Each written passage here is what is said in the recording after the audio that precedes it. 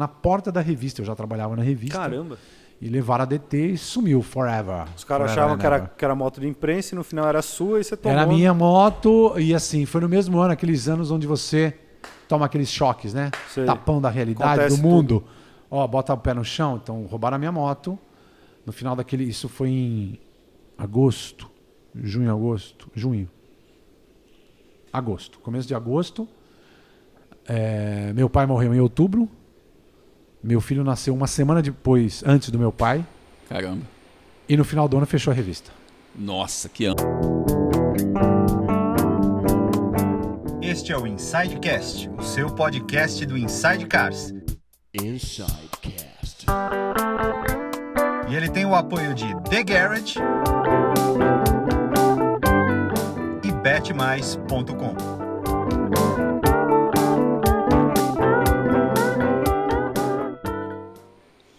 Everything Happened. Que ano era esse?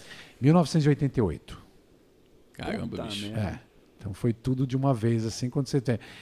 Bom, você imagina, né? Eram as granas que eu tinha, que eu... Sim. E assim, cara, eu sou tão doido E por 20 e moto. poucos anos de idade, né? Você tá falando. Cara. Você tá começando a vida, né? Com um filho, É. com o meu pai, esse cara iluminado que eu tô falando pra vocês, e com tudo pendente, né? Com o filho, fim da revista, sem aquela história, né?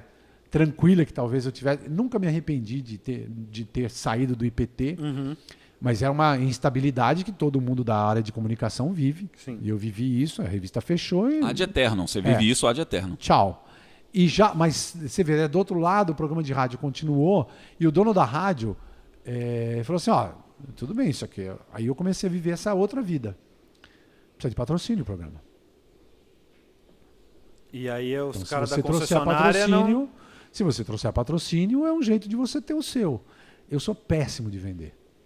Eu também. Péssimo. Somos 3, então. É por isso que a gente está falando aqui. Né? Essa é a nossa Cada um pegada. na sua expertise. Cada um né? na sua. Então, mas assim, o cara me deu essa abertura. Eu falei, tem que abraçar, tem que ir para essa área. Se eu não conseguir vender muitos patrocínios, eu consegui alguns, tudo na base do, vamos ajudar o Celso. Eu consegui voltar a ter motocicleta por conta do programa de rádio.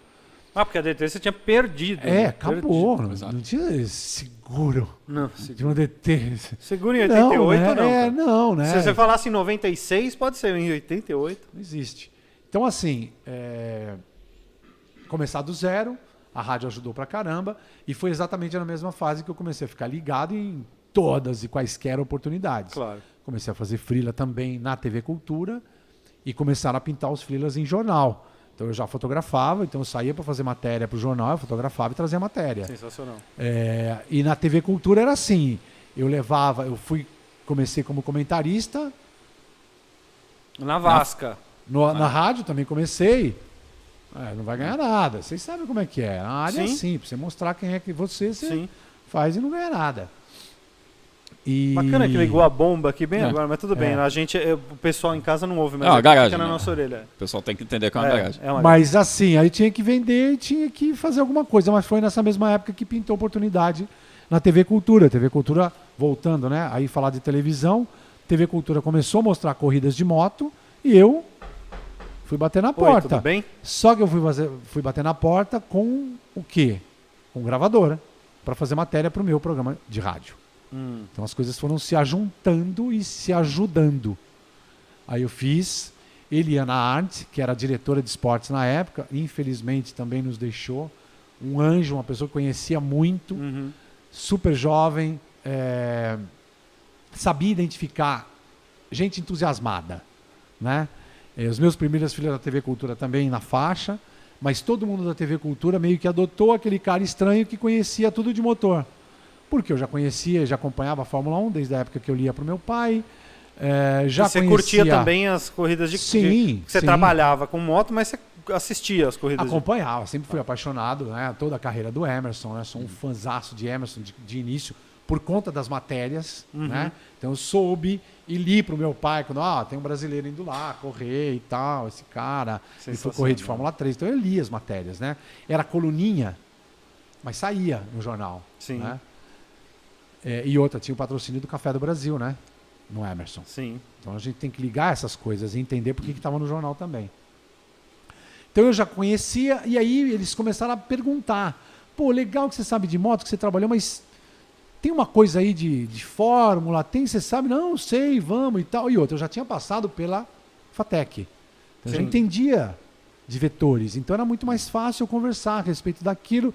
Sim. E fui começando a me aproximar com conteúdo de esporte a motor. E ajuda muito, né? Você Sim. saber mexer no negócio, ou sentar num kart ou numa moto, ou saber mexer no motor. E fazer uma entrevista com o piloto. Vocês sabem. E os pilotos sabem mais ainda. Se Sim. fazer uma entrevista com alguém que acabou de sair de uma cobertura de futebol e sentar para conversar com um piloto, é outro mundo. Você sabe onde aperta, você sabe o que é um acerto de um carro, você sabe entender o que ele falou no meio da entrevista, você sabe a próxima pergunta. Você lê a expressão corporal do cara, às vezes. Exato. Né? O cara sabe que você sabe. E Não, isso e me é muito, aproximou. é muito mais. E eu vou mais longe. É muito mais fácil, teoricamente, para gente que gosta e conhece de automobilismo, fazer uma pergunta para um piloto do que para um repórter de futebol fazer uma pergunta que não seja a pergunta óbvia para o cara que acabou de sair do campo. Exato. E a pergunta... É muito mais fácil para o Sim. nosso lado do que para o cara do Sim. futebol. E às vezes a pergunta que desarma o cara, né? É. Não é necessariamente uma pergunta técnica para Aham. falar, nossa, eu entendo muito, não é isso. Mas a pergunta que vai desarmar o cara e tornar a entrevista mais agradável. Isso. E você vê, né? Você me falou, a pergunta que você fez, voltando lá atrás, a pergunta que você falou foi da importância do jornalismo para a formação, né, dessas pessoas com relação à segurança no trânsito. Por que isso tudo passa pelo trânsito ou volta pelo trânsito? Porque eu só consegui fazer isso tudo que eu estou falando, ir para a TV Cultura, ir para a rádio, que era a FM 97, em Santo André. Era em Santo André. Morar na Zona Norte, que aí eu já fui morar perto do meu filho, morar de favor na minha sogra, né? E ir de vez em quando para casa dos meus pais, né? De carro, impossível. Só de moto. Então, quando eu saí, quando fechou a revista tal, mais um patrocínio, aí eu consegui com o pessoal da Amparo. Hoje eu conhece o Maurinho, né? Eu conheço o Maurinho dessa época. A revista era do mesmo dono da equipe de competição. Então, a gente se conhece de 85. Então, é muito tempo que eu conheço de ver o Márcio, irmão do Maurinho, e mais o pessoal que depois, né, nessa fase, me ajudou, patrocinando o programa. E o patrocínio do programa, você vê, né? Eu já tinha trabalhado tanto tempo de graça na rádio, que quando eu apareci com o patrocínio, falei, eles patrocinam. Ah, então quanto que a gente vai fechar? Eles só tem uma moto para fazer o patrocínio. Nossa. O Zé Antônio, dono da rádio, olhou para mim, o que eu vou fazer com essa moto? Que moto que é? Era uma Grale 27.5, era uma moto legal e tal. Mas ele olhou... Nessa época a Grale estava... SXT 27.5. Aí o dono da rádio, o Zé Antônio, falou, uma moto, essa moto? Aí ele falou pra mim, você tá se fudendo pra vir pra cá, né? Tô vindo de trem. Vamos pegar, fica a moto. Porra. Pessoas e pessoas na sua vida, né? Cara, né? Isso faz muita diferença. Mais um daqueles anjos que passa na nossa vida. Mais um dos anjos. Então eu fiquei com a moto, era o patrocínio da rádio, só que por tudo que eu já tinha feito e mais aquilo, né? A moto ficou para mim. Então eu tinha uma Agrale 27.5, 0, para fazer esses rolês todos. E aí eu fiz um monte de matéria, viajei para cobrir enduro, para cobrir motocross. Tudo com essa moto. Tudo com essa moto. Até depois, né? Aí você imagina, as crianças crescendo, eu pedindo carro emprestado da sogra, a sogra, Dona Yara, maravilhosa, minha segunda mãe, com certeza, me ajudou demais também. Ela emprestava o carro dela. Sabia que eu não tinha carro, não é porque era frescura, nem pela minha paixão pelas motos apenas, mas porque não dava, né? Não chegava. Então ela me emprestava muito carro e tal. Então as coisas que eu fazia com as crianças, até chegar um ponto que eu falei, é o seguinte, aí pintou a segunda, mais um filho, ela chegou pra mim, tchau, você precisa né? comprar um carro e Não, você uma precisa casa. Ir embora daqui, cara, sai daqui, fazer a sua chega. Para, né? Você vai Nas botar minhas outra costas, criança não. aqui dentro, pelo amor de Deus. Então já tinha o Pedro, já nessa coisa, né? Quantos anos ele tinha nessa época? Já? O Pedro já estava com 2 anos. De qualquer forma, não, já tinha mais de 2. De qualquer forma, já tinha o Thiago, né? Que eu conheci com 1 ano de idade, né? Não sabia disso. Já tinha um filho, né? Já tinha. Que você conheceu? Meu enteado, mas eu conheci ele com 11 meses e alguns colo. dias. Tá. Ele não andava. Thiago, então assim, alguma coisa precisava A ser tua feita. mulher já tinha um filho, Tá. aquelas coisas de gravidez, de adolescente, aquelas coisas, Uhum. né? Aí me conhece um maluco também, aí demora um tempo, mas a gente teve os nossos filhos. Sim. E aí, assim, aí eu troquei a Agrale por um carro, aí foi família, minha irmã e meu cunhado trocamos por um dos carros deles. Aí foi que eu tive o meu Fiat 147, 1979. Foi a álcool. Não, ele era gasolina, Gasolina. mas o Amém, bacana... amém. O bacana é que depois de algum tempo não fechava nenhuma porta. Então eu tava com um carro de 2 portas, com um carro não, uma moto de 2 portas, que não fechava nem a mala traseira, não fechava o cofre do motor e não fechava nenhuma das portas. Esse era um problema, ele vai dilatando e uma hora ele não fecha. Aí é com aquela chavinha que era de moto, né? O tamanho da chave do Fiat era do tamanho da RX 125. É verdade. Bom, eu aí lembro vocês disso. andavam em você, a tua mulher, o Thiago, Pedro. E aí chegando a Luísa. então vocês andavam em 5 no 147 de porta e porta-mala aberta. Exatamente. Mas eram crazy stuff, né? Eram anos loucos, Não, né? é outra vida. Era A gente outra tá falando vida. de altas crises econômicas no Mas Brasil e aí também, você, né? você trocou depois isso por quê? Então, aí assim, ainda sem grana, ainda na roubada, pendura, escrevendo, fazendo freela em um monte de lugar e tal. Morando de aluguel em algum outro lugar? Já estava você morando de saindo da aluguel casa da ali, sogra? mas lá no Tremembé e tal.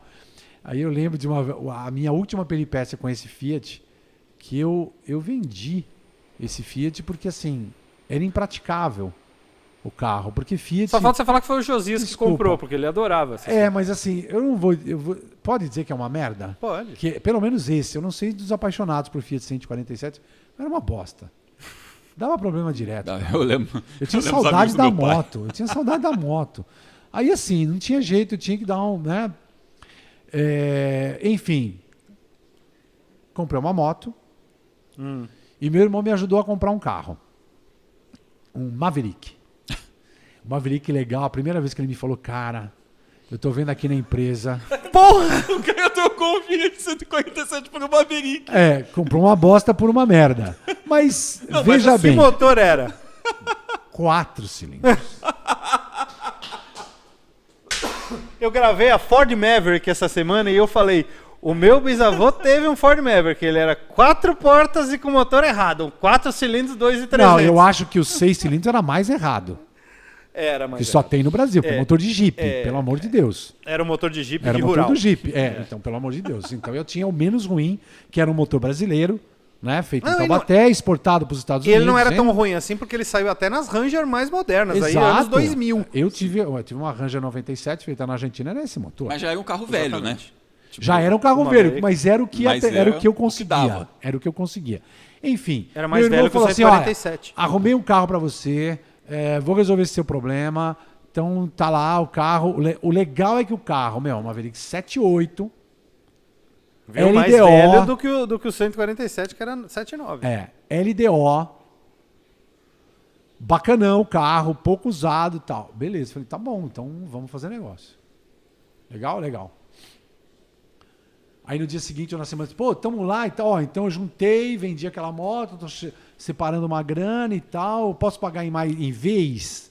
Não, pode, o cara faz não tinha essa expressão, mas vamos fazer um Casas Bahia pra você. Faz um e tal. carnezinho aí. Carnezinho. Vamos dar um jeito.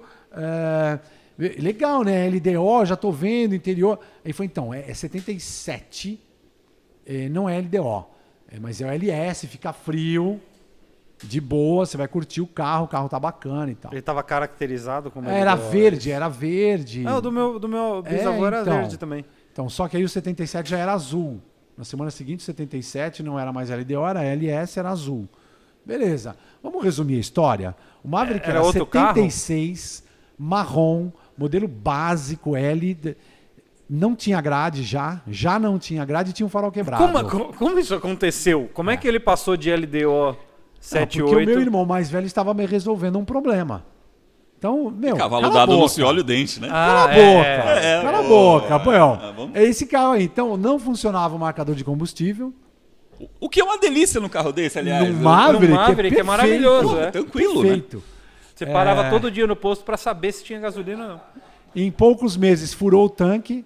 que era de metal, lembra? Isso acontece, isso era um clássico, é um problema crônico de Por quê? Maverick. Porque ele raspava no porta-malas, né? Aquelas chapas, o carro velho, suspensão que mexia pra caramba. É sério, é um raspava e problema gastava. clássico, Isso é um deu problema crônico de Maverick. Não, isso deu altas cagadas nos Estados Unidos. Isso é um negócio que deu Aqui no Brasil seríssimo. também. Inclusive no Ferro Velho, onde eu fui soldar o tanque. Gente, eu Soldar achei um o cara tanque. que topou soldar o tanque. Ele não ficou com medo da merda explodir. Não. Eu fiquei. O cara que Não, tinha que ficar o cara com medo era o cara que soldou. então, exato. Você Não, tava mas do ele outro lado falou- da avenida, né? Já. O problema é que Pode. isso tudo É aconteceu. porque ele falou, se o cara voar, pelo menos eu vou ver. Então, isso tudo aconteceu quando, depois de ter abastecido o carro, Você perdeu todo o tanque de combustível. eu achava que tinha combustível. Com esse vazamento, a coisa degringolou, sem marcador de combustível, eu estava com a esposa e com as crianças no carro quando acabou o combustível num lugar. Inóspito. Ermo. Que delícia. Nossa, Então foi você bom. imagina. Aí você começa a imaginar por que meus filhos não têm filhos. Já traumatizaram dali. Eu não quero ser um pai igual esse cara aí, pelo amor de Deus. Eu posso correr o risco de fazer essas Ou merdas. porque eles não andam nem de carro nem de moto. Eles devem ter dado graças a Deus quando você comprou moto de novo. Falando, não anda com isso aí, porque... Você imagina... Não, né? E não querem carro também. Bom, conduzidos ao lugar melhor, Mas mais algum deles anda de protegido moto? possível. O mais velho. Thiago mora nos Estados Unidos e tem uma bom. Triumph. Ah, Tem uma Ok. Tucson. Boa. Excelente. Eu ia perguntar se era linda uma Speed moto. Triple, mas... Não, ok. ele tem uma belíssima Bonneville. Essa história, né, quando eu consegui encaminhar todo mundo e voltar para o carro, abandonado, num lugar ermo, escondido, né?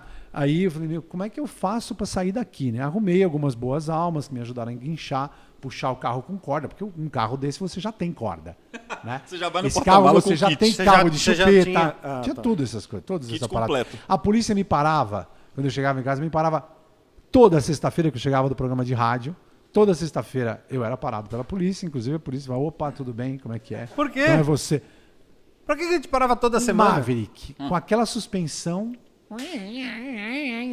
um farol, sem a grade, de sexta para sábado, na vizinhança bacana do Tremembé, era uma vizinhança bacana. Marrom, com um cara que não é lá muito branco. Não dava nem pra você Desculpa, pintar de parou. Não dava nem só pra você jogar no mato, porque ele era verde. Você ia ter que pintar de verde pra jogar no mato. Exato. E assim, eu era magrelo, cortava o cabelo mais ou menos como você, quer dizer, super baixo. É o suspeito. O suspeito. Esse cara é suspeito. Então toda hora eu parava. Mas eu mesmo, policial, nem pararam devia de mais me parar. parar. Então, me pararam de me você parar de quando novo? toda a corporação já tinha me parado. Ah. E todo mundo já sabia quem era, entendeu? Tá. Então é o cara ali. É o Celso. É o cara que encosta o carro ali, você tá vendo lá nas palmas do Tremembé? Você sabe o Celso, aquele do... É o 6632321.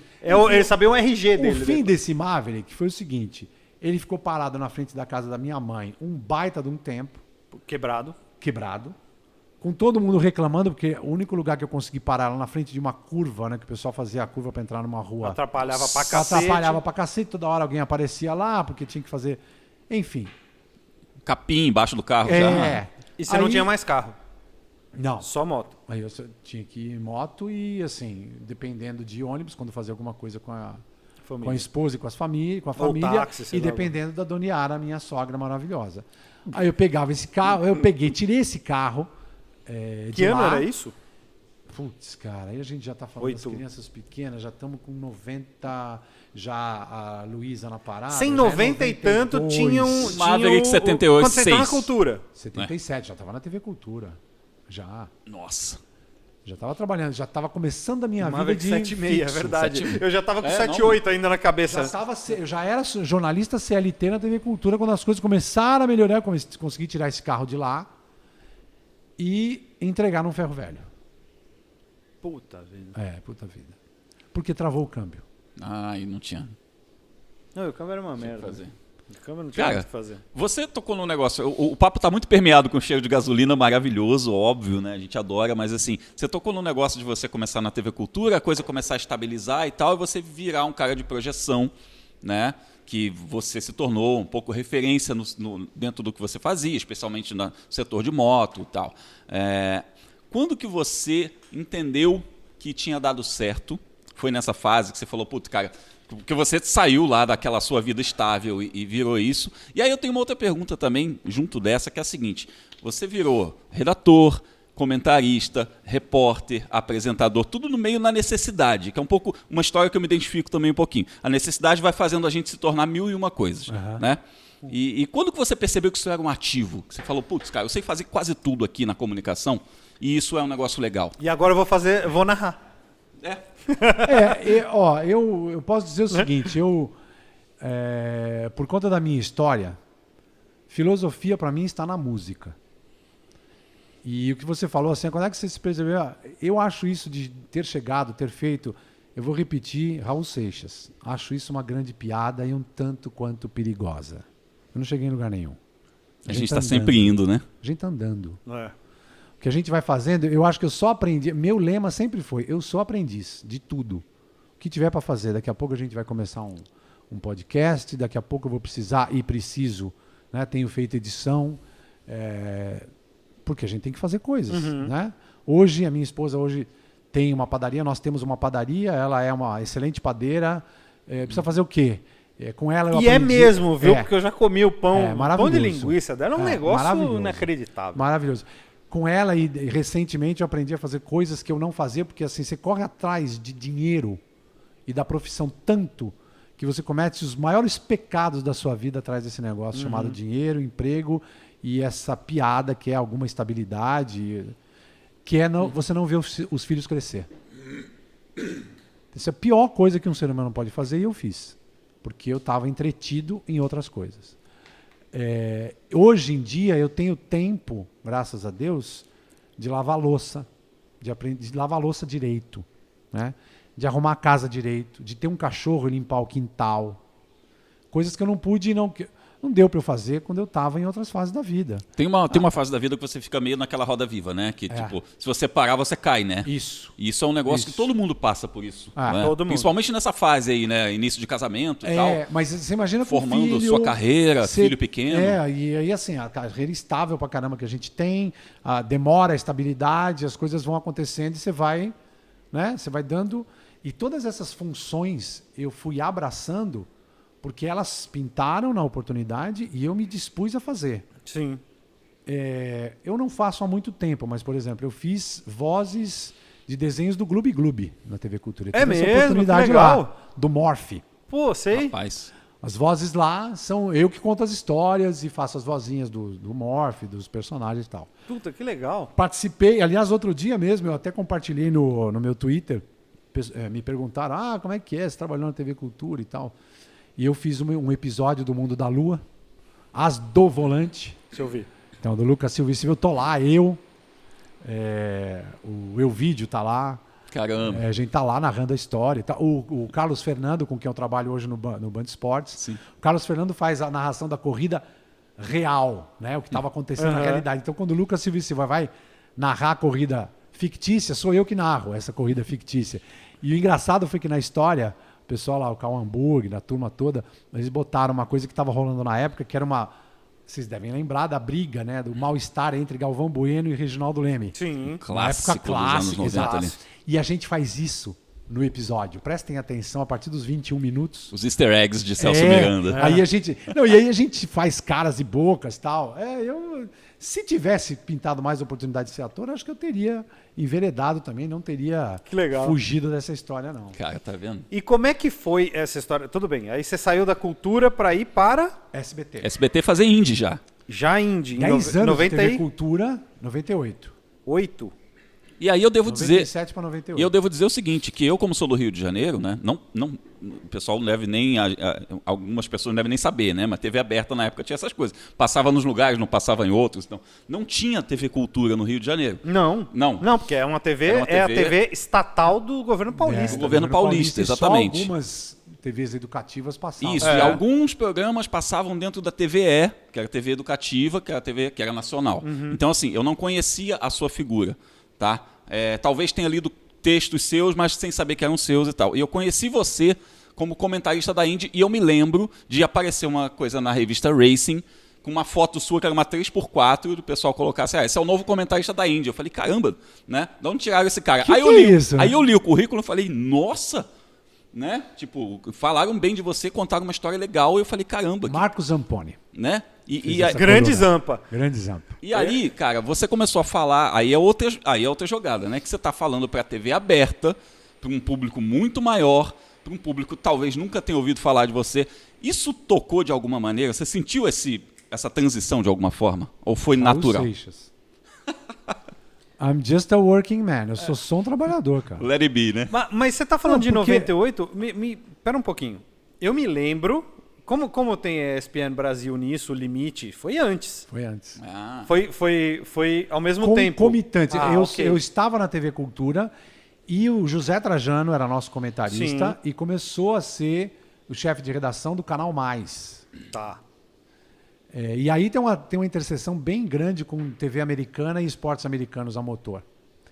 Porque em 94, 95, eu já na TV Cultura, o Canal Mais, que era uma junção da ESPN já, com a Abril Cultural, né? Então eles fizeram o Canal Plus, né? Aqui, o Canal Mais, e eles tinham uma necessidade de rentabilizar e divulgar a programação deles. Como é que se faria isso? Vendendo programas.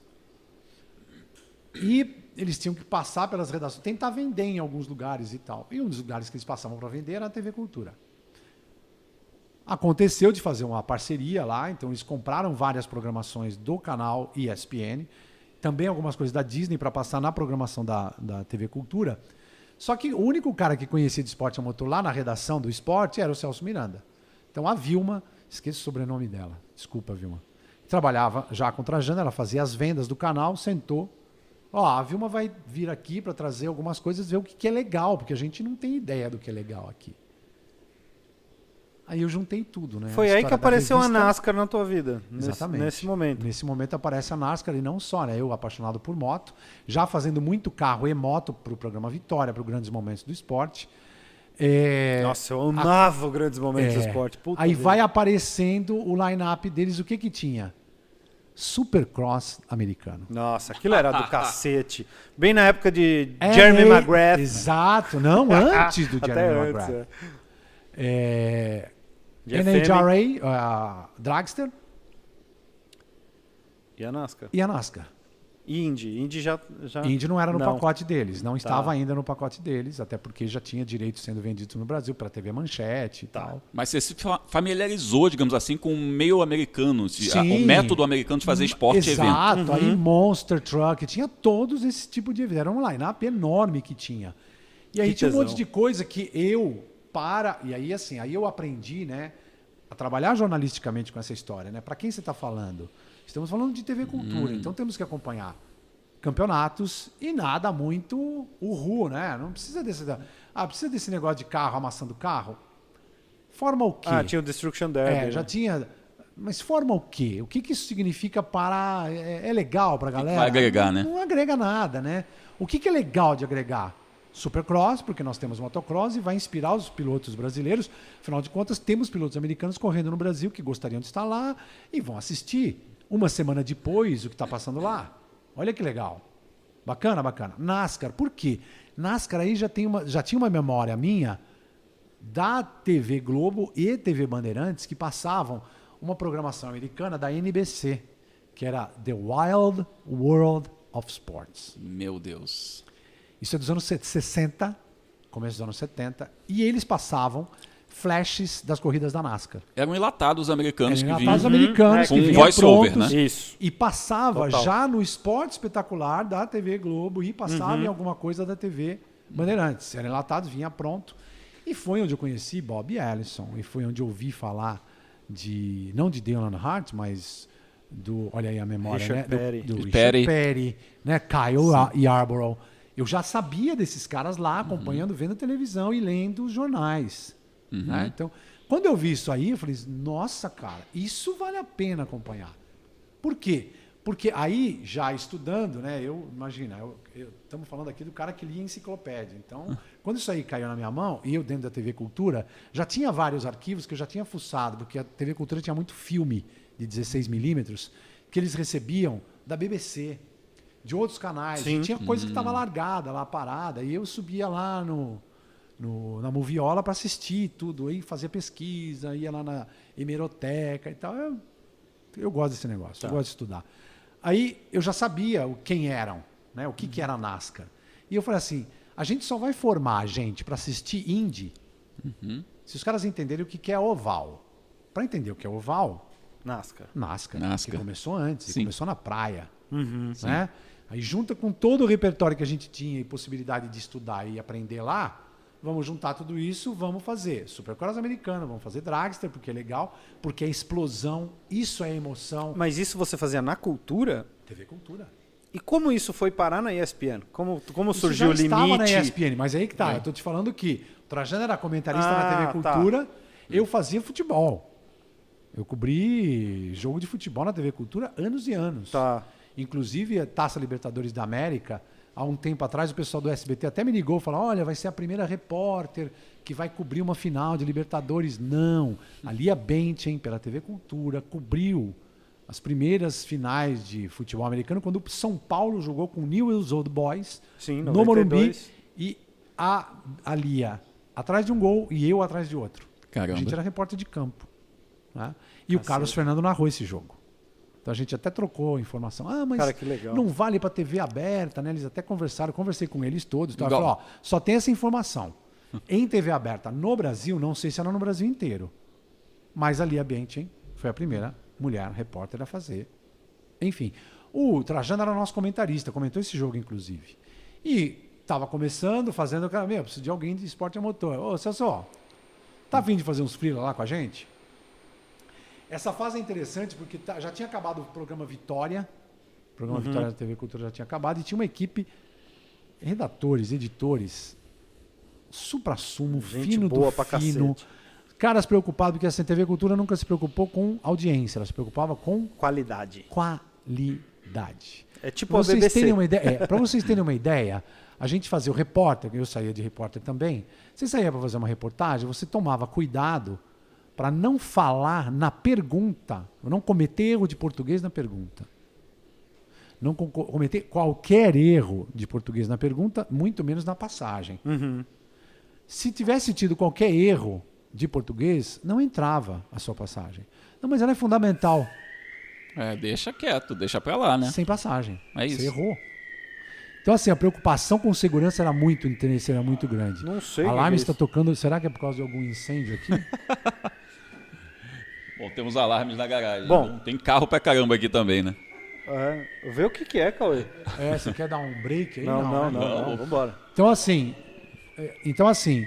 o que acontece? O Trajano estava lá, me chamou para dar um help, e aí eu caí junto com essa redação da TV e fomos montar a ESPN Brasil. A primeira redação da ESPN Brasil era praticamente TV Cultura. O Trajano foi o funcionário 001. Exato. Ele Da que fez ESPN isso tudo Brasil. acontecer. Ele que fez acontecer. Chamou a turma e eu lembro do dia, você falou do programa Limite, né? No dia que sentamos todos para criativamente fizemos um brainstorm para criarmos os nomes dos programas. E tinha um programa que tinha que ser uma réplica do Vitória, que não existia mais na TV Cultura, na ESPN Brasil. Um brainstorm maravilhoso, cheio de nomes legais. É mesmo? Alarme de incêndio, rapaz. Tem jornalismo verdade aqui. Você vai ligar? Quem vai ligar? Tem que ligar. Não, aqui, vamos pra dar um, você ver qual é então que vamos dar um corte. É? Vamos ver qual Caralho. é que é. Bom, voltamos. Não foi nada, foi só um disparo acidental do alarme de incêndio. Tamo vivo. Estamos Graças todos a vivos, Deus. não pegou fogo em nada. Imagina a gente tendo que tirar os 70 carros aqui de dentro da garagem. Ia ser legal. Um pouco Ia. confuso, mas... Confuso. Eu ia sair antes. Eu prefiro. Vê, não dirige, né? Não dirijo, posso não ajudar muito, né? Sinceramente, eu ia tirar as motos primeiro, mas tudo bem. Cada um. Você vê que... Até porque é mais fácil sair, né? Manobrar e tal. Não Bom, sei nem se a gente ia conseguir. estávamos então falando a respeito de brainstorm. Os nomes dos programas, Nomes dos programas. da Então, ESPN. dois eu lembro muito bem, que era o de Esporte Radical, que seria o substituto do Vitória, que não tinha mais na TV Cultura, nesse ponto que paramos. E esse programa, a gente falando a respeito dos esportes radicais, você está sempre muito perto de se ferrar, né? Para usar um verbo polido. E a quanto você está de ser um idiota ou um Um gênio? herói. É. Um mega especialista ou um cara que tá boiando? A quanto você está? Aqui, né? Isso aqui. Você está por um tris. Então o nome do programa era Tris. Sensacional. Né? Quer dizer, Sim. você ouve um programa. Como é que é o nome do programa de esporte radical? Tris. Eu me lembro. Uau! E você Já sabe- é uma coisa assim que você. Eu não sei vocês, aí em casa você pode falar, nossa, o Celso é um viajandão, nada a ver. Nunca ia entender isso. Mas assim, pra gente que pensou nesse processo de criação do nome, era isso. Quer dizer, o nome do programa é Tris, porque nós estamos praticando esportes onde o cara está criando coisas novas. É uma palavra que a gente pode dizer que é antiga, mas é nova, né? Nessa percepção de ser o título de alguma coisa. E é por aí. E Só que vivendo tinha- por um tris. E tinha um outro nome que ficou na Berlinda para disputar, que era exatamente você está no No seu limite. exatamente Tá pra você desafiando chegar no o tris, limite. ou você está no limite. E o limite foi o primeiro nome que eu pensei dentro dessa conversa, porque era onde a gente sempre está no esporte a motor, você está sempre lidando com ele. O limite é depois do tris, né? Vamos combinar, né? Exato. Que é ali. Foi por um Porque tris. você vai sempre empurrando. O próprio tris, você É isso. empurra quando você descobre um novo limite. Né? Hoje em dia os caras estão fazendo, estão voando com asa, não estão mais pulando de paraquedas, né?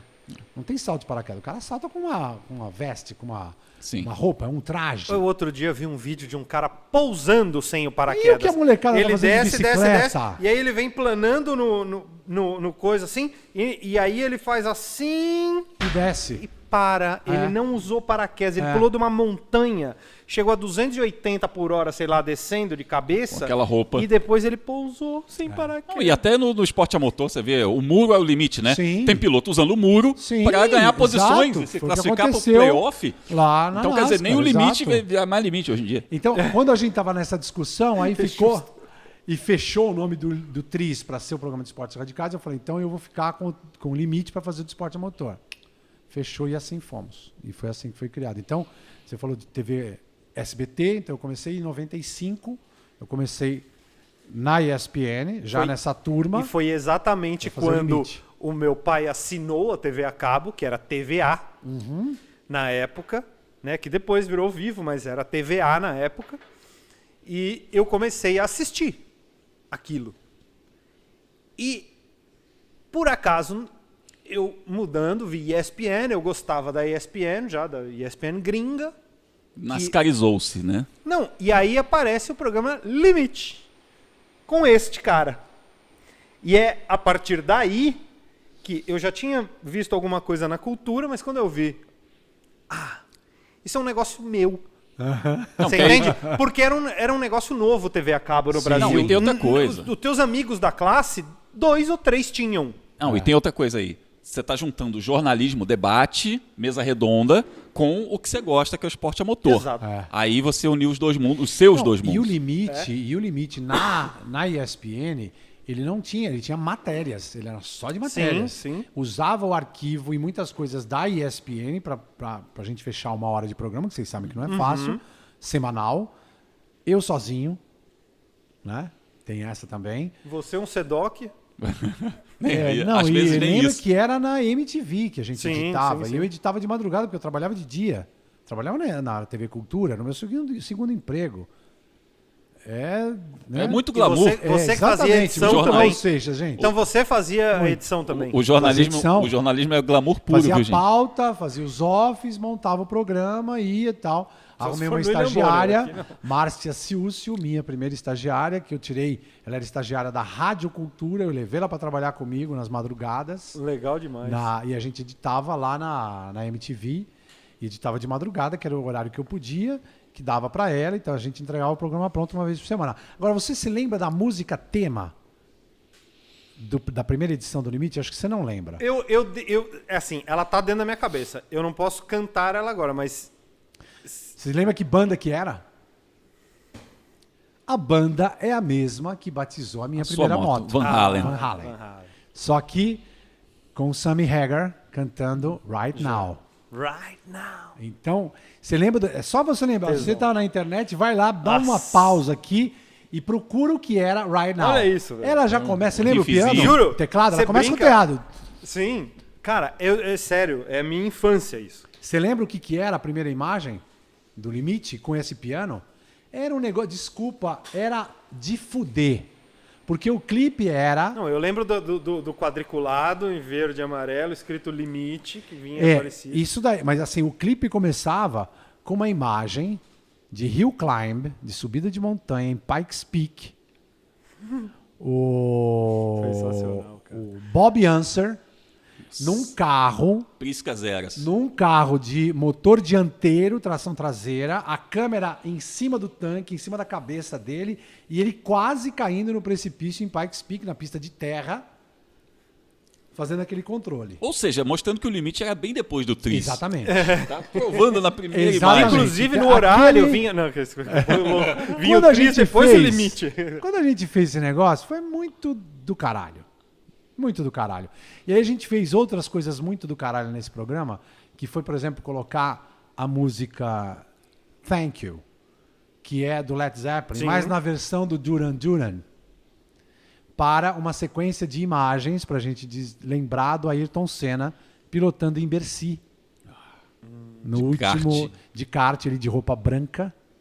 Kart Ah, branco, Porque número ele já, dois. Kart branco, ele já era um número piloto 2. Williams, mas ele ainda tinha contrato com a McLaren Exatamente, Marlboro. é. Então ele não usou nenhuma marca, nem outra. Ele correu de... Todos os pilotos estavam de azul, kart azul, e ele estava de branco, macacão branco e kart branco. Exatamente. Aí você lembra o que é. São duas coisas, né, que eu acho que juntam um pouco da minha história. O clipe de abertura no programa que eu batizei, Modéstia à Parte, e o clipe para o Ayrton Senna, mostrando as primeiras imagens de Bercy. essa corrida Depois, foi né? Tem no YouTube essa corrida. Tem. E a gente fez um clipe com a música Thank You. E o barato é que ela começa na versão do Duran Duran com uma guitarra muito mais poderosa e psicodélica. Nós estamos falando de Led Zeppelin, que faz uma introdução. Essa música na versão do Led Zeppelin é uma versão mais... Blues até, né? Uma coisa mais... Ela é muito intimista. Ela é mais fechada, Ela é mais fechada, ela é intimista. E o Duran Duran é uma banda... Pop. Então ela toca uma guitarra que é transcendente, tem um É uma acústico- guitarra que você talvez esperasse do Led Zeppelin, mas eles tocam no... Exato, e ela tem câmara de eco, ela tem um pedal wah-wah muito forte, então... pam, parará, nananana, tá, é mais forte. Procura no YouTube. E aí o clipe que a gente fez, e assim, são duas coisas que eu acho, tanto a imagem quanto o right now, né, de ser é o agora, isso aqui é o limite, né? É você resolver agora. Esse é o desafio para o piloto. E o agradecimento para o Ayrton Senna, porque o Ayrton Senna eu não sei vocês, mas eu ainda acho o cara. Porque eu tive a oportunidade, inclusive pela TV Cultura, de entrevistá-lo várias vezes, de ter tido essa coisa de olhar nos olho no olhos olho. e perceber que ele sabia que eu sabia do que eu estava perguntando e ele responder para mim, né? E isso ser um diferencial nas minhas matérias como eu fazia com ele. E eu ter tido a oportunidade de, em 94, ter feito pela TV Cultura uma entrevista ao vivo. Ele, não sei se você se lembra, né? Em 91 ele ganha em Interlagos, todo mundo pôde cobrir, todas as outras emissoras. A Globo ficou, evidentemente, puta da vida com essa história, porque todo mundo tinha um material feito lá em Interlagos. A partir de 92, ninguém mais passou na Avenida. Né? Teotônio Vilela já não podia passar lá. Bom, o que o Senna fez para as outras emissoras? E aí o nego falava assim, o cara é marqueteiro e tal. Não. Ele estava dando atendimento para os jornalistas das emissoras, porque ele dizia o seguinte, o cara pode escolher ver em outro canal. Sim. Ele não precisa ver só num. Foi um ano que ele deu uma exclusiva para cada emissora, não foi? Isso, o Roberto exatamente. Cabrini tem uma história dessa, que ele precisou arrumar um merchan do Guaraná. Mas o Cabrini tem a ver com essa história da discussão do Reginaldo com o Galvão, porque o Cabrini entra ajudado pelo Senna para fazer mais coberturas. O SBT faz, porque o Senna dava uma força para o Cabrini. Saía para fazer a entrevista com ele. Tanto que em 94 ele vai para a Globo. Exatamente. E vai ser repórter de boxe da Globo. Então essa história toda passa por aí.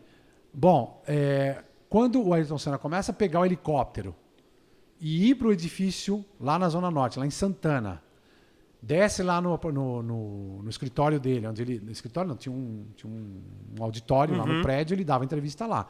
Em 94, isso já estava ficando uma coisa mais tranquila e tal, e ele convocava a entrevista depois de cada treino, todo mundo sabia que tinha. Charles Marzanasco, infelizmente também já já nos deixou. Charlinho que Ele já e o sentou Toninho. aí. Pois é. Fizemos 2 episódios com o Grandes Charlinho. histórias. Grande Charlinho. Esse E- deve e- ter contado coisas maravilhosas. e é muito o louco. boné do Senna, ele contou, né? Contou. E é muito louco, cara. Grande O mais louco dessa história toda é que a gente gravou com ele, aí demorou acho que um mês para ir pro ar, ou 3 semanas, alguma coisa assim.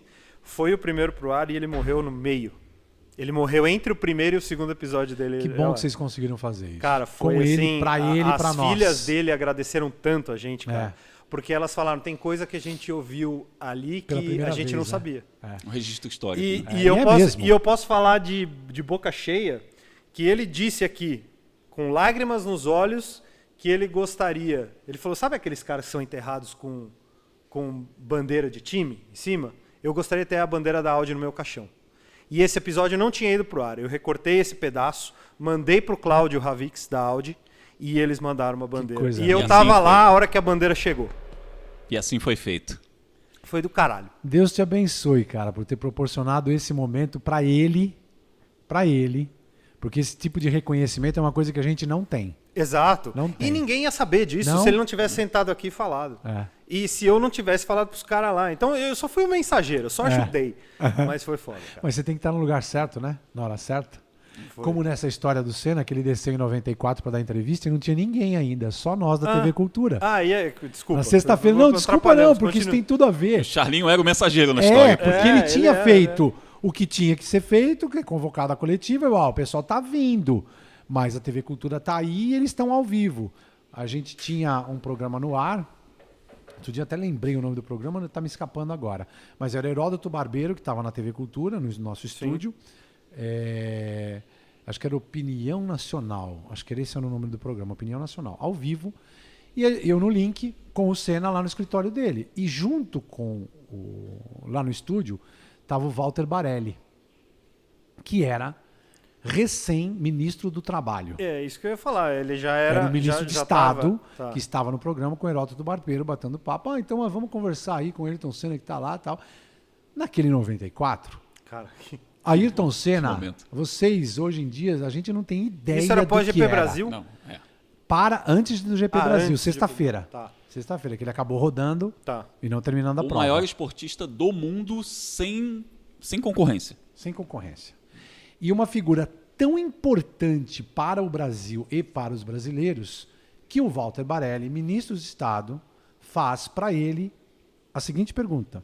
Você quer falar com ele? Falou da admiração, trocamos rasgação de seda, conversamos sobre a corrida, o que seria o desafio da Williams e tudo mais e tal. E o Walter Barelli faz uma pergunta a ver com o que estávamos vivendo no Brasil de então. E ele pergunta, vejam o tamanho do Ayrton Senna. Ayrton, você viaja o mundo inteiro, você carrega a bandeira do Brasil. O que você acha que a gente, como governo, tem que fazer pelo Brasil? Faço um parênteses aqui antes de falar da resposta dele, porque eu gostaria de ter feito esse vídeo nas minhas redes sociais antes dessa última eleição. Não o fiz porque eu acho que qualquer coisa que se diga, você estaria colocando a figura de uma pessoa grande demais para cair no lodo que foi essa disputa. Foi isso. E ser usado por um lado ou pelo outro. Colocar exato. de lado qual foi a resposta do Ayrton Senna? Ele respirou daquele jeito que ele fazia e disse o seguinte: olha, o povo brasileiro é maravilhoso. O povo brasileiro é trabalhador, alegre, se empenha, não foge de nada. Na minha opinião, o que um governo tem que fazer é dar educação e oportunidades, porque o resto o brasileiro faz. Eu lembro dessa sonora. Cara. Eu vi recentemente essa E o textura. que ele sai daí para prestar atenção, lógico, no final de semana. E vocês se lembram que a própria Viviane Senna conta, evidentemente, vocês podem conversar com a Viviane e tal. Nosso Rodrigo tá por aí para falar a respeito. Pode intermediar isso. Foi depois do GP do Brasil que ele sai e conversa com ela. Ó, vamos, sabe aquelas ajudas que a gente dá? Vamos organizar? Fazer um instituto. Fazer alguma coisa onde a gente faça isso de forma organizada. Ele não tinha nem ideia do que poderia ser. Que na verdade só a Viviane Só a Viviane. sabia, nem os pais do Ayrton sabiam exatamente. que ele fazia aquele monte de doação em grana para Até hospital. porque ele não sei o queria quê. divulgar isso. Porque né? a Veja Viviane é que bem. ajudava ele, porque ela era do setor, ela é psicóloga formada, né? Então ela tinha esse contato muito maior. Porque ele não queria o confete, ele queria fazer, né? Ele Exato, queria a exato. ação. E veja o que essa conversa ao vivo, com a tranquilidade de um auditório no escritório dele vazio, só um ministro de Estado fazendo essa provocação à cabeça dele, a resposta que ele deu pode ter sido a luz do Instituto Ayrton Senna. Trabalhar o quê? O que ele respondeu. Educação para oportunidades. É uma coisa que ele acreditava muito, né? Muito. Ele falava sempre isso. Sim. Você quer ser um esportista, você quer ser alguma coisa na vida, se dedica e estuda. Porque vai dar certo, de algum jeito vai dar certo. Sim. Né? E assim, o cara era fora da curva, era acima da média, não só como piloto, mas ele tinha essa percepção social.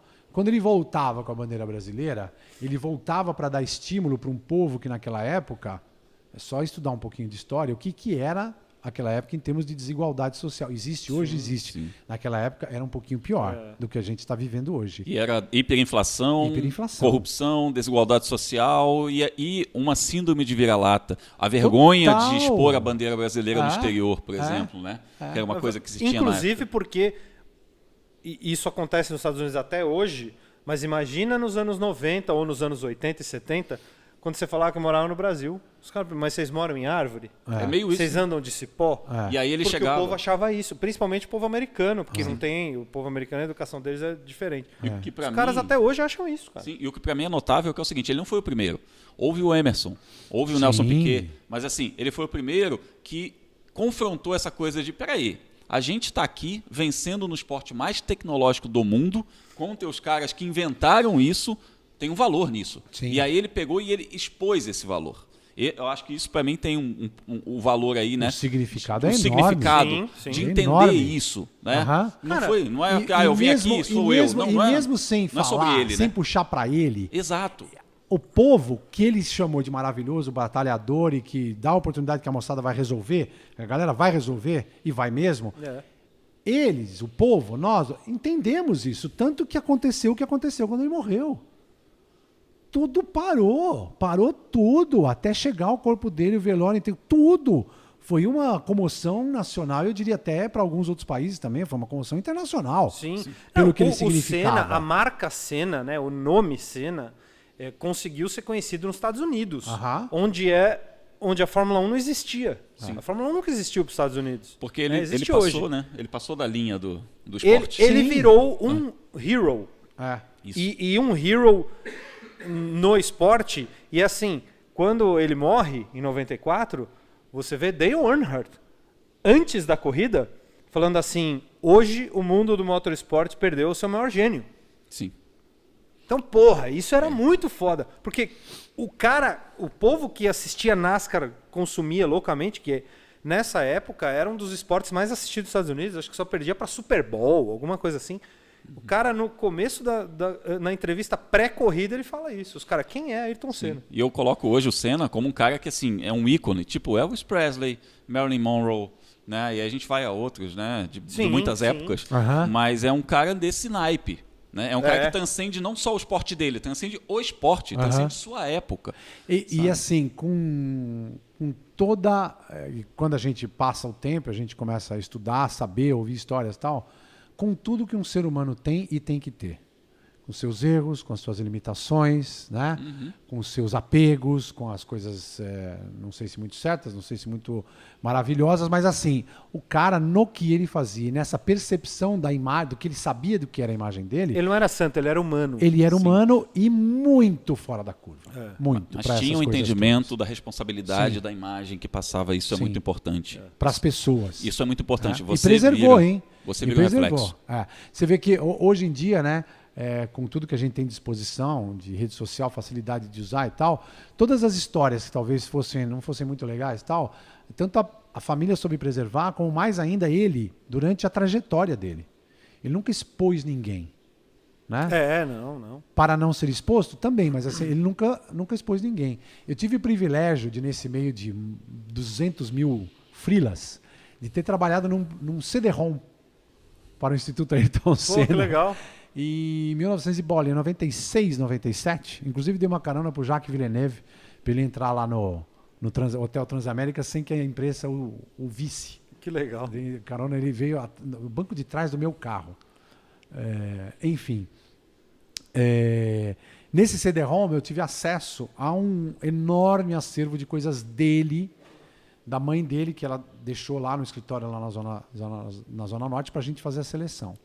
Tinha um escritório, uma empresa que foi contratada para fazer, eles me procuraram, olha, você conhece e tal, vem ajudar a gente a separar e tal.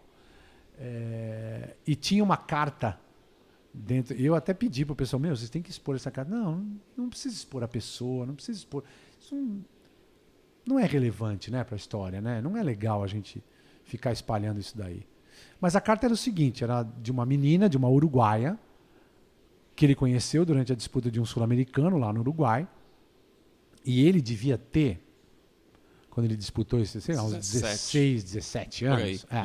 E ela tinha 15, 16. Então a carta, dentro de um monte de correspondência, essa carta estava numa caixa separada. Então você já percebia que era uma coisa especial. E essa separação tinha sido feita não só pela mãe do Ayrton, mas por ele também. Então, de alguma forma, aquilo era uma coisa especial. E o texto da carta é quase uma previsão de futuro. Porque a menina fala, né, do quão maravilhoso foi conhecer ele, de estar com ele, de percebê-lo, ela faz, evidentemente, uma declaração de amor, e ela fala assim, você é um cara especial. E eu tenho certeza que você vai conseguir fazer tudo o que você quer nessa vida. Nossa. Foda, né? E ela tinha 15 anos de idade quando ela teve esses dias, essas horas, esse tempo com ele. Então, assim, uma menina, né? No que a gente fala assim, amor de adolescente, não vale nada e tal. Né? Cara, tem pessoas que estão ligadas. E não se desligam. E é engraçado porque... Quem tá ligado não se desliga nunca. Tá sempre diferente, né? tá sempre Exato. ali. É engraçado porque tudo que é relacionado ao Ayrton, quando a gente endeusa Ayrton Senna, parece que é um pouco de, não, é patriotismo, não, porque ele carregava a bandeira, a gente puxa a sardinha pro nosso lado. Cara, tirando tudo isso, todo mundo que teve um encontro um pouco mais prolongado com o Ayrton Senna fala que ele era um negócio fora do comum. E relata isso em Uma detalhe. pessoa fora do comum. E relata em detalhe. Fala sensações. Isso é uma coisa que me impressiona muito. Alguém falou uma vez, cara, eu tinha a sensação de que ele não era desse planeta. Ele era de outro planeta. Agora, ele sabe o que era mais frequência legal? Diferente. Nesse final de semana que ele falou, né? Quer dizer, antes, né?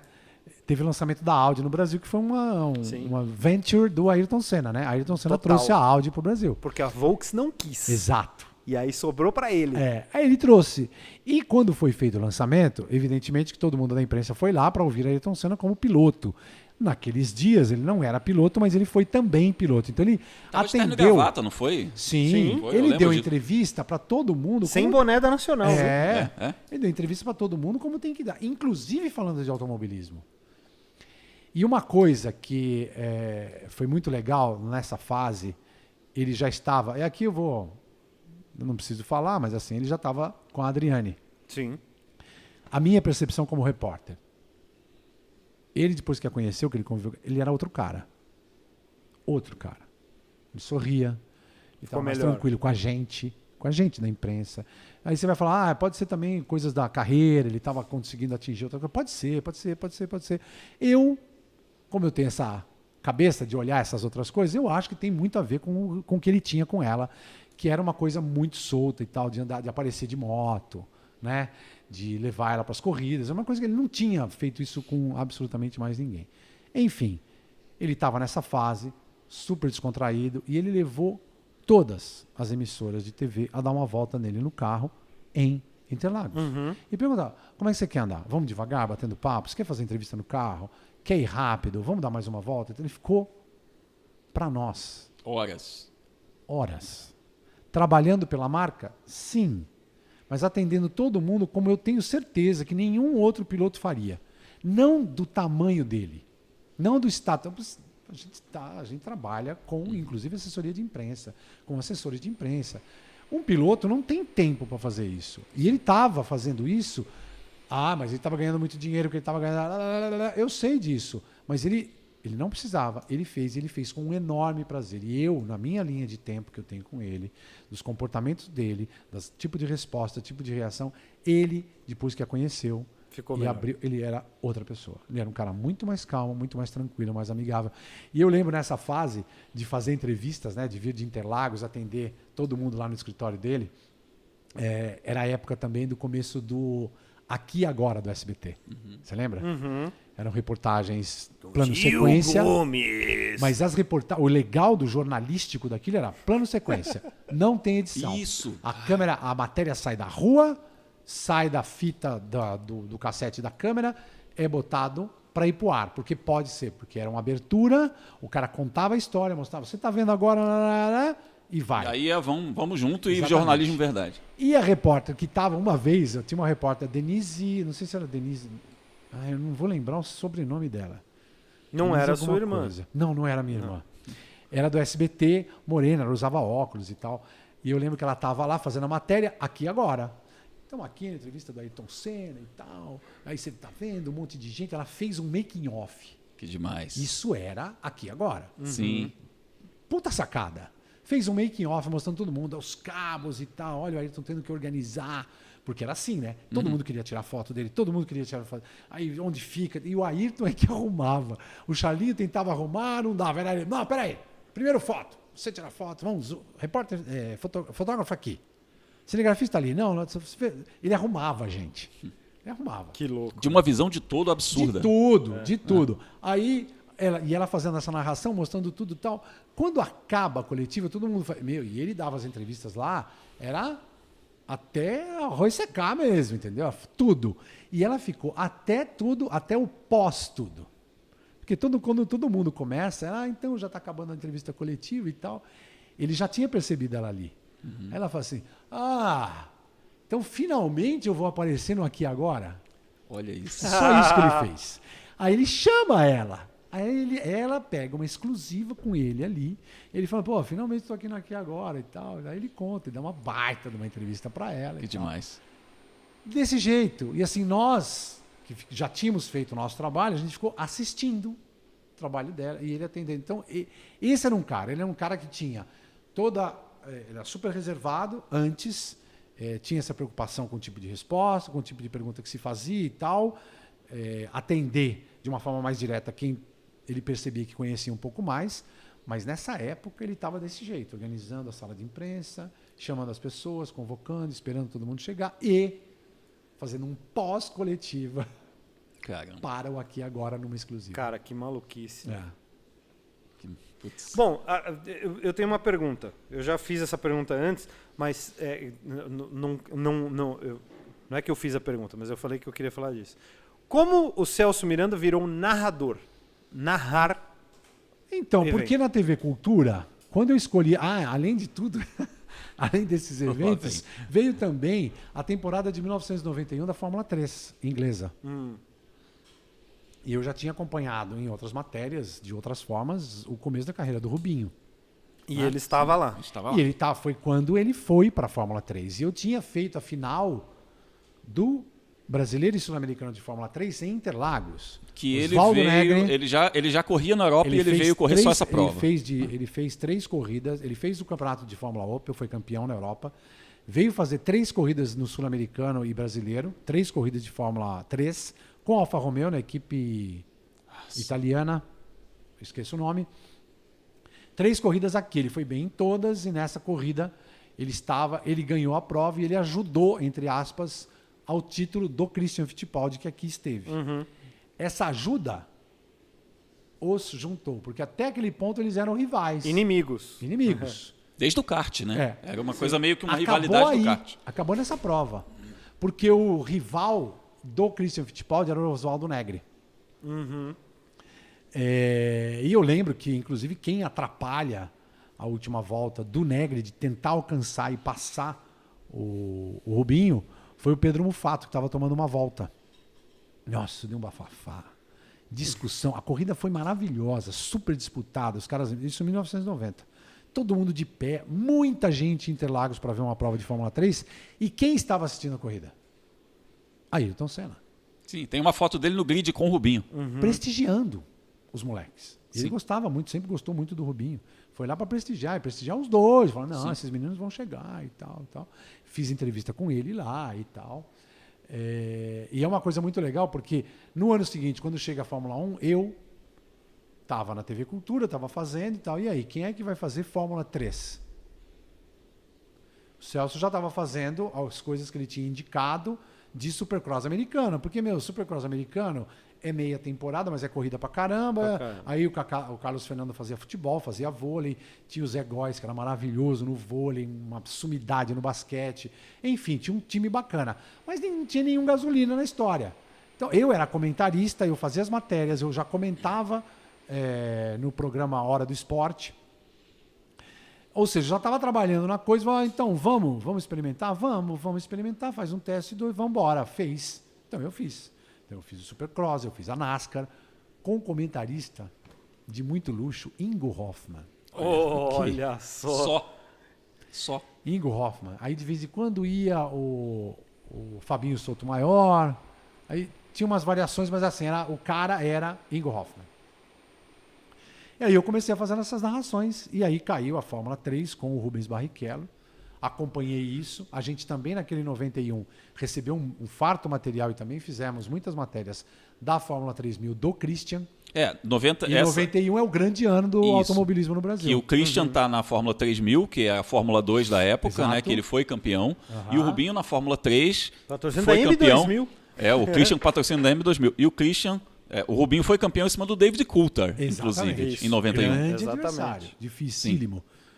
E o Senna foi campeão na Fórmula 1. Sim, para ajudar. Só isso. Sim. Então, 91 foi um maravilhoso ano para o automobilismo brasileiro.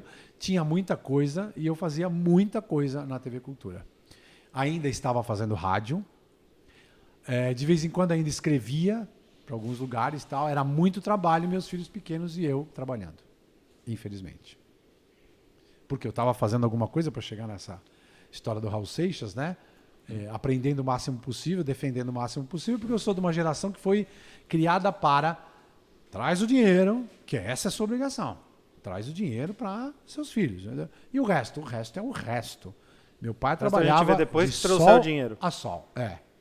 De sol a sol. Meu pai trabalhava de manhã até a noite. De manhã até a noite. Quem fazia todo o resto, que era criar os filhos, efetivamente, era a mãe. Sim. O que o pai era? Era um exemplo. Era o provedor, né, digamos. Eu não era um exemplo.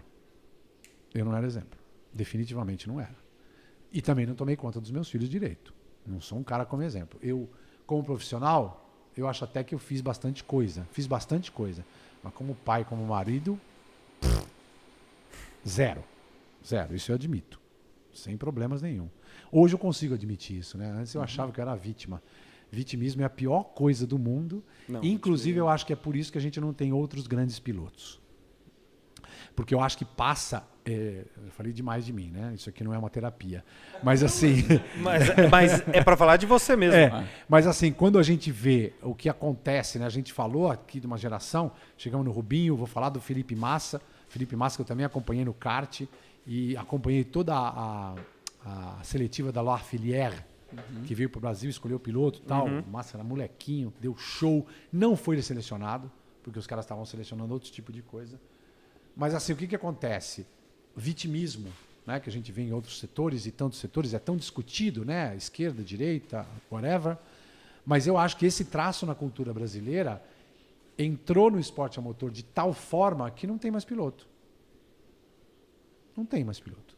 Por quê? Porque essa fase de ouro, 91, é tão legal, é tão bacana, que teve muita gente que quis que os filhos fossem famosos.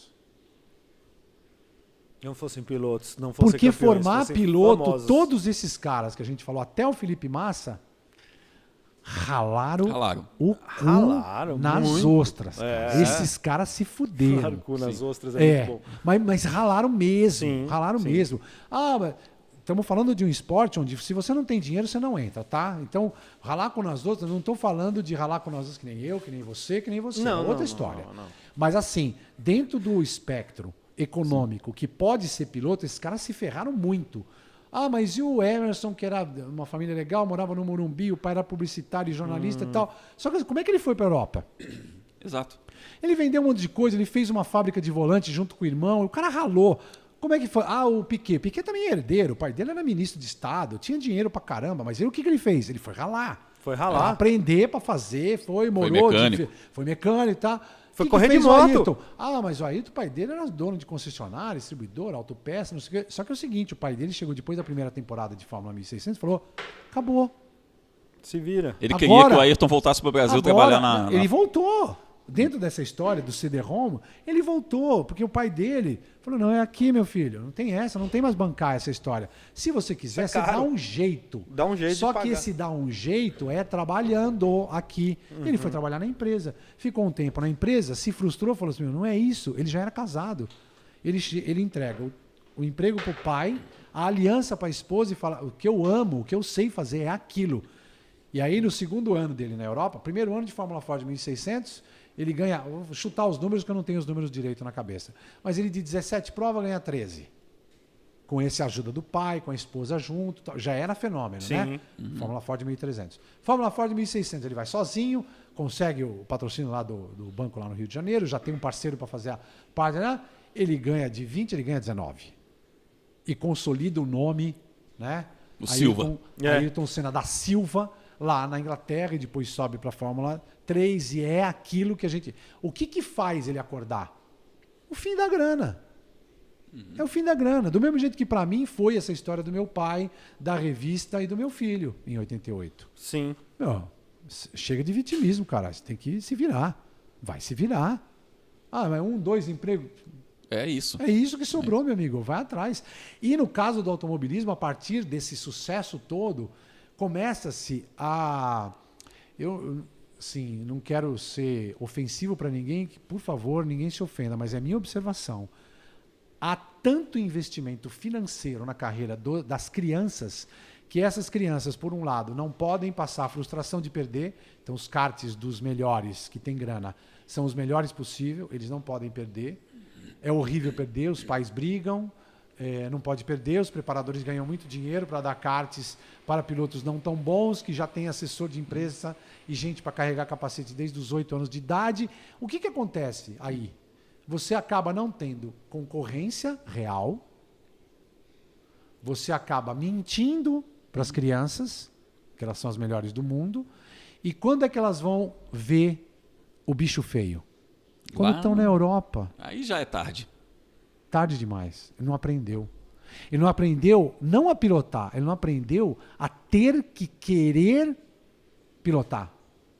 Porque é na dificuldade. Sim. Não é você facilitando todo o ambiente, dando tudo. Não é. E quando tá dando tudo certo, é muito fácil você querer. Até eu. Dá o melhor kart para você, você vai ganhar qualquer campeonato. É isso. Não é? Não, mas eu tenho de reta. Eu vou lá. Não, talvez não. Eu talvez não. Mas assim, se você tiver todos os pneus da competição... Sim, mas se não tiver, isso. Se não tiver pneu para concorrência, se não tiver motor para não sei o quê, você vai ganhar? Sim. What the hell? Qual é o mérito disso? Mas a própria estrutura, mesmo que você não dê resultado, a própria estrutura que você falou, de ter alguém que carrega o capacete, de ter fisioterapeuta, assessor de imprensa, etc. Mas assim, especial. O Por cara que eu fala, vou brigar? nossa, tem um sécito. Né? Por que eu vou ralar? Por que eu vou sofrer? O Vitimismo, a culpa está no outro. Você sabe em que outro lugar, não está em mim. Etimologicamente, eu não estou ganhando porque... tem alguma coisa errada. A equipe está me sacaneando. Mas olha, Celso, etimologicamente, sacrifício, a palavra sacrifício vem de sacro ofício. Né? Exatamente. Então, você ter uma relação quase religiosa com aquilo que você está fazendo. Exato. Né? Você colocar a tua alma naquilo que você está fazendo. E aí, quando você coloca a sua alma, você coloca tudo seu ali. Você se entrega. Você percebe que não tem espaço para mais nada? Exato. Aí os caras falam, mas o cara é louco. Hoje em dia o Lewis Hamilton, ele não fez nada, não tem nada. É o Vettel se aposentando para poder fazer outras coisas na vida. Para ver os filhos crescer, para ver a vida. É isso. Porque a vida deles até agora foi um sacrifício. E é por isso que eu disse aqui com o Molina, eu não vejo o Max Verstappen correndo muito mais de 30 anos de idade, não. Porque esse moleque nasceu andando de kart, ele não fez nada, ele não teve adolescência, ele não teve porra nenhuma. Não teve nada, não viveu nada. Apesar do pai dele ter oferecido a ele na formação momentos bem difíceis. Sim, exatamente. Nós falamos disso aqui também. Mas é meio que um maçarico, né? Não é exatamente, né, um sacrifício, é um maçarico. Aí eu tiro a culpa de todos os pilotos e de todas as famílias que proveram isso para os seus filhos. Sabe por quê? Porque isso é condição material. É isso que nós temos para o momento. A fama do automobilismo já existe. Você querer que seu filho seja bem protegido e seja famoso não é pecado. É algo que você quer. Sim. Todo mundo quer isso para os seus filhos, quer o melhor para os filhos. Sim. Eles defenderem os filhos para eles terem o melhor, ok, é louvável, é isso mesmo. Porém, é esse ambiente da provisão do melhor possível é que faz com que a gente tenha falhas. Falhas na formação de pilotos que quando chegam na hora do bicho feio, não sabem para onde correr. Que é o cara que na hora que ele tem que olhar e falar, por que eu tô aqui? Não é Por que culpa eu do vou cara. me colocar nessa situação? Exato, não é culpa do cara, Mas isso não é acontece. culpa de quem formou, é culpa da época. Por isso, Isso. e aí eu vou voltar no final de Mas semana... isso acontece pós-cena. Tudo. Qualquer um que veio depois do Senna aconteceu exatamente isso, e aqui- que a gente está vendo até hoje. Sim. E eu tô falando, qualquer um pós-Senna aconteceu com o Christian, aconteceu com o Barrichello e de todos os que vieram depois. E aí eu quero colocar uma conversa que eu tive com o Wilson Fittipaldi naquele final de semana fatídico de Imola. Eu estava entrevistando ele para uma outra matéria e ele me falou uma coisa maravilhosa. A gente estava fazendo um documentário que acabou não vingando lá na TV Cultura. E ele me falou uma coisa maravilhosa. Ele falou assim, você acha que é normal o que está acontecendo com a gente? Emerson, Piquet, Senna, já o Rubinho e o Christian ainda não é normal. Não é. Isso é o anormal. A gente tem que se acostumar, e ele falou aquilo naquele dia, naquela sexta-feira. A gente tem que acostumar a nós e ao público brasileiro acostumar a perder. Porque o que nós temos vivido é completamente fora da curva. Olha o que aconteceu com os italianos. Chegou a estar fora da Fórmula 1. E naquele momento, ele conseguiu falar assim, veja os alemães. Os alemães não tinham nada. Nada. Não tinham ganhado nada. Não tinham nada. Os franceses, Né? Um campeão. só tem um cara. Sim. Aí a gente fez no nosso papo, né, nessa entrevista, nesse papo, ele falou, cara, a gente está vivendo um momento, anos especiais, e a gente tem que se preparar para o momento em que isso acabar. Ele falou isso naquela entrevista. Acabou. Algumas horas depois, eu não lembro se foi naquele... Eu lembro que foi naquele dia que a gente ligou a TV, porque não tinha transmissão de treino, você lembra? E a gente viu as imagens do acidente do Rubinho. E ele se machucou feio ali. E aí a gente viu e a gente ficou com o cu na mão. Porque ele tinha acabado de falar aquilo. O Rubinho era o próximo da fila, junto com o filho dele. Uhum. E aí ficou Aquele clima. E aí o que será, como é que é? Então liga, fala com não sei o quem. O G tá lá, o G não tá, fala e tá. Bom, mas vocês imaginam. E aí eu vivi o making off dessa história, que por conta da nossa proximidade, muitas vezes, até porque não é pauta, você não grava, porque não existe isso. sim. Mas assim, o estado que ficou, todo mundo ali, que era inclusive no escritório que trabalhava o Reginaldo, Uhum. que era o escritório do Dinho. Na Vila Olímpia. Isso, na Vila Olímpia. Então foi lá que a gente teve esse papo com o Wilson, E é muito louco, né? Wilson Fittipaldi. Que são 20 anos aí que a gente teve 8 títulos mundiais, fora os vices. Né? Fora os vices. Então é uma coisa, é um recorte de época muito especial ali. É uma coisa. Não, e absurdo. Eu acho que Assim são, como o Guga se a no gente tênis, for, né? A gente mas tem... é um, né? Então, agora é isso. agora Três lembra, seguidos, né? E o três você passou falou bastante. 20, acho que são 25. Porque o Emerson vai para lá e já começa a ganhar em 69. Né? Assim, ganhar a Fórmula corrida desde 3. 70. Não, mas Fórmula 1, 69, 70. Mas em 69 o Emerson faz aquele absurdo de chegar para correr de Fórmula Ford, fazer Fórmula 3, fazer Fórmula 2 e estar na Fórmula 1. No ano seguinte. No ano seguinte? O que é isso? De Lotus, hein? De Lotus? O que é isso? E ganha a primeira corrida. Não, e a vitória dele garante o título para a equipe? Para a equipe, pro falecido companheiro de equipe. Ele Não ganhou é? a 4ª corrida que ele disputou na Fórmula 1. É muito Só louco. isso. Né? Só. Então, assim, é esse começo e essa trajetória meteórica que acaba em 94. Sim. Né? Acabou.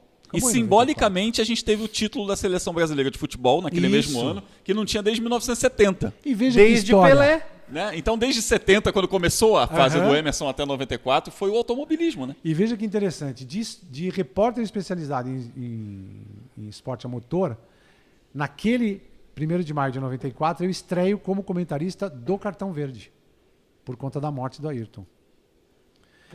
Quando rolou o acidente, o meu chefe me ligou, eu fui Venha para a pra redação, venha para cá. Vamos lá atrás de informação o dia inteiro. E aí ele falou, ó, você vai estrear no Cartão Verde hoje, você é o cara. Tem que contar essa história. Tinha tido uma final do Palmeiras com não sei quem. E foi quando... O Flamengo e Vasco no Maracanã. E o os estádios todos gritando olê, olê, olá, cena, cena. As né? torcidas juntas cantando cena. É. Assim. Isso é muito marcante. Armando Nogueira estava no programa, então eu estreiei como comentarista Armando Nogueira, Sensacional. José Trajano, Cara, foi de peso. Que responsa, hein? Não, e o Armando Nogueira me fazendo perguntas. O que você acha que aconteceu? Que zebra era aquela onde decolou o Rubinho? O que você acha que aconteceu com o carro? Quebrou a suspensão? Aí é a minha opinião, quebrou a suspensão, ou furou o pneu, porque levanta a frente, ele não tem como virar, alguma coisa. Porque a conjectura naquele momento era, não que teve alguma coisa que travou, que quebrou a coluna. Não se passava pela cabeça de ninguém quebrar a coluna de direção de um carro de Fórmula 1. Mas a da explicação Williams. oficial até hoje é que de fato quebrou uma suspensão traseira e que, obviamente, quebrou a barra de Levantou direção, a frente. mas eles não sabem se foi antes ou depois da batida. Levantou a frente. E não foi disso que ele morreu. Foi. né? Então, assim, isso foi o que a gente falou naquela noite. O próprio conversando Piquet com fala todo isso mundo. no dia. No dia seguinte- Alguém vai na casa dele à tarde. não, ele No tava, dia ele tava no seguinte, o autódromo. programa Roda Viva, no dia seguinte, dia 2 de maio, o programa Roda Viva, ao vivo na TV Cultura, tinha marcado, isso também está no YouTube, tinha marcado uma entrevista com Nelson Piquet. E Nelson Piquet, no dia seguinte à morte de Ayrton Senna, já tinha marcado um Roda Viva, ao vivo na TV Cultura, e evidentemente o assunto foi a morte do Ayrton Senna. Que deve ter deixado o Piquet bem feliz. Você imagina. Eu lembro, o A boné única da coisa Arisco, que ele- eu lembro da A única entrevista. coisa que ele não foi pauta. Ele não falou nada, ele falou só do outro. Eu lembro dessa entrevista. E eu lembro dele ter falado, eu lembro que eu perguntei para ele assim, você não acha? Aí, desculpa, né? Jogar confete na própria cabeça é horroroso, mas eu acho que a gente já está aqui a ponto de eu fazer esse autoelogio, né? Eu perguntei para ele, você não acha que o cockpit poderia ser mais bem protegido? Você não acha que tinha que ter uma proteção mais alta para a cabeça do piloto? E ele disse na resposta, que era a resposta comum de todos os pilotos. Não tem como o carro de Fórmula 1 ser mais seguro. A porrada foi muito forte. Ele morreu por causa disso. E aí a gente viu, naquele mesmo ano, subir a lateral do cockpit, melhorarem a estrutura lateral dos carros, ou seja, era possível.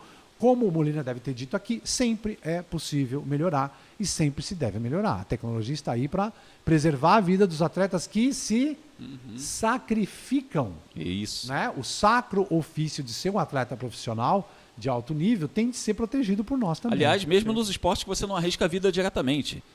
O atleta de alto rendimento, ele não é um cara saudável. Tênis. Né? O O tênis. basquete, Não, o cara, tênis, nenhum. Maratona, Maratona. É você tá no limite do limite sempre. vôlei. É isso. Olha o que o vôlei exige do corpo humano, cara. Sim. A explosão daquele salto. O cara chega lá em cima, dobra todo o corpo pra bater numa bola. Qual é o peso da bola? Não, e o A vôlei... ginástica, do corpo. o cara O vôlei- cai no Qual é o próprio peso? joelho. Não, e o peso do corpo pra você fazer um movimento, pra acertar uma bola de 360, 320 gramas e dar a porrada mais forte que você puder neste ângulo reto pra baixo. Não, e você Calcula vê pro o corpo vôlei, o que é você isso. vê o vôlei dos anos 80 e o de hoje, é outro É outro esporte. mundo. É outro e aí esporte. entram as minhas aulas no laboratório de física da FATEC. Né? Subir a velocidade do corpo, deslocamento, Isso. tal, bater. Bom, nós estamos com quase 3 horas de Cara, aliás, que horas são?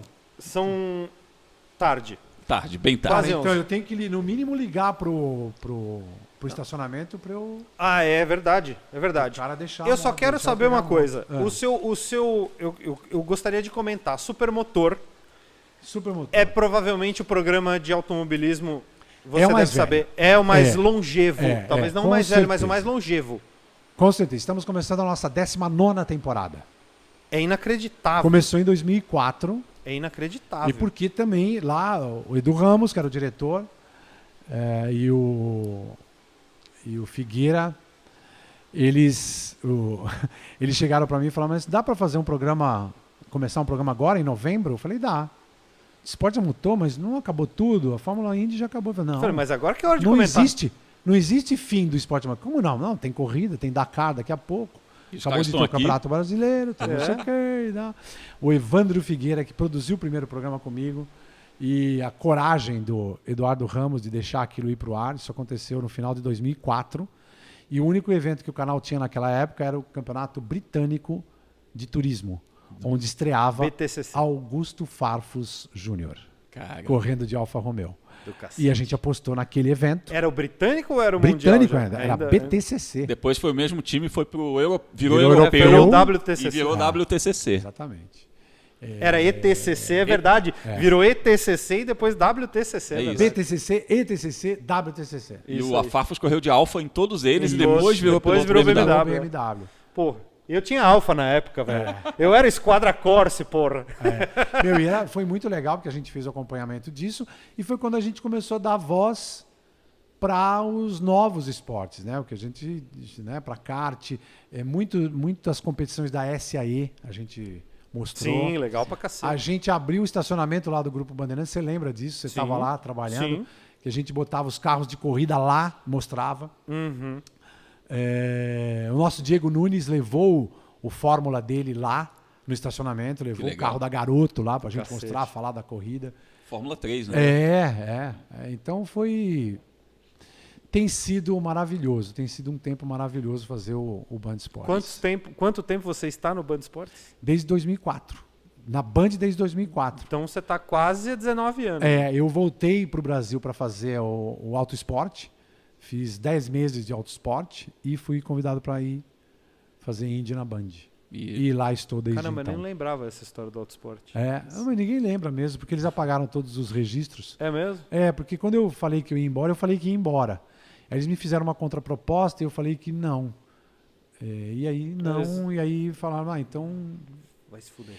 Vai se fuder, você nunca existiu. Aí eu nunca existi no Autosport, mas E eu olha, trabalhei lá. Eu sou consumidor do Supermotor, assisto semanalmente. E assiste obrigado. mesmo, que quando eu tô lá ele manda mensagem. Mando pra ele também, né? E falo, cara, às vezes tem reprise à madrugada, ele já me respondeu 2 horas da manhã eu vendo uma reprise. Falei, pô, legal você falar disso e tal. E, cara, eu vou te falar, eu trabalhei no Linha de Chegada, que foi um concorrente no Sport TV que durou 12 anos dentro do Sport TV, 2003 a 2014. Eu trabalhei alguns anos no Linha de Chegada, que o Reginaldo Leme tocava. Cara, é uma missão difícil pra caramba fazer isso aí. O pessoal que vê de casa não faz ideia, que é um negócio assim... Às vezes você, meia hora antes você fala, cara, como é que vai ao ar? Né? E vai ao ar e dá tudo certo. Parabéns, a gente, negócio... você fez 12 anos, eu faço ainda, tem o Marcião que me ajuda lá, mas a gente faz do mesmo jeito que eu falo para toda molecada. Beijar é fácil, não é? Não é bom? Por quê? Porque tem tesão.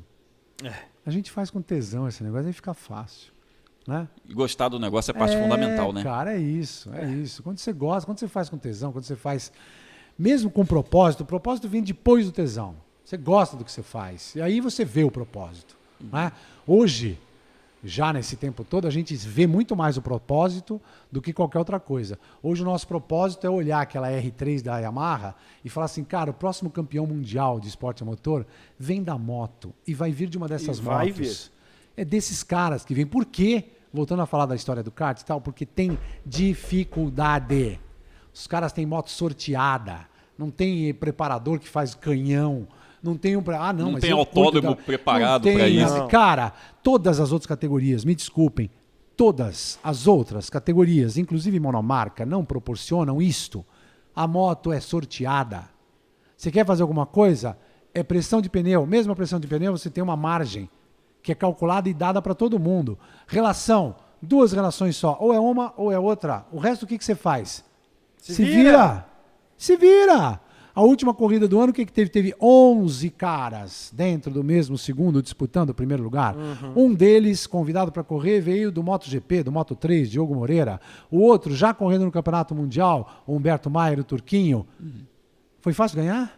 Não foi fácil ganhar. Lá, eles ganharam. Não, a segunda, não foram eles que ganharam. O cara que está correndo na Europa, o Gustavo Manso, bicampeão, foi fácil? Não, na última corrida ele caiu. Então, assim, é um que é o melhor? Esse que é o cara? Não. É a gente perceber que é a qualidade do seu adversário que te faz. Não é o teu preparador, não é Deus ter ungido você, não é você ter dado tudo do bom e do melhor para você, não é isso. É a dificuldade. Ninguém se faz na moleza. Não. Você se faz no desafio, é na dificuldade. E é por isso que esses caras da moto, e é na moto, que vai surgir o nosso próximo campeão de esporte a motor. Concordo em gênero, número e grau. Falou, tá falado. Bom, eu tenho que tirar a minha moto do estacionamento? Celso, primeiro lugar, muito, muito obrigado. Eu que te agradeço. E agradeço Eu acho que você vai ter que voltar aqui, porque eu acho que a gente ainda tem... Não falamos de Fórmula Indy. A gente ainda tem Fórmula Nem de Indy, NASCAR. Fórmula 1 pra falar. Fórmula 1, é verdade. A gente ainda tem que falar... Pode Jornalismo explorar muito ainda. mais esse período de Stock Band Car. também. Stock. Do recorde que tem na internet, todo mundo me vendo fazer a cobertura do Fabinho Sotomayor em Exatamente. 91. Lá, fazer a aquela Rio Santos. cobertura na Rio Santos. 303,57, 303,50 e pouco. sei lá, 57, é isso aí. Eu fiz umas coisas nesse negócio. Brigadaço de você estar aqui comigo fazendo essa parceria. E obrigado a todos vocês que acompanharam a gente até agora. Só dá um liga para os nossos parceiros, thegarage.com.br. Se você quer um carro antigo, tá aqui. Eles têm camiseta, tem boné, tem os links todos aí embaixo. Tem os links do Celso Miranda também aí embaixo. Ele troca algum desses carros por moto? Troca, claro. Então sempre, eu vou comprar uma moto e vou trocar por um desses carros. sempre pode Só ser. tem uns. Tem Brasília Amarela aí, que foi meu primeiro Não. carro? Não. E eu não contei essa história do primeiro carro, hein? Você contou. Não contei aqui, não. Contei pra você. Não, contou. Contou, cara, que bateu Contei a aqui? Brasília. Nossa, faz tanto tempo assim que a gente tá aqui. Olha, e se você quiser fazer aquela fezinha, já sabe, betmais.com, se usar nosso promo code INSIDECARS, sua grana dobra lá até R$300 no seu primeiro aporte. Valeu, obrigado a todos que ficaram até agora, quase 3 horas de programa, viu, galera? Tchau. Faça com amor que dá certo. Tchau. Valeu.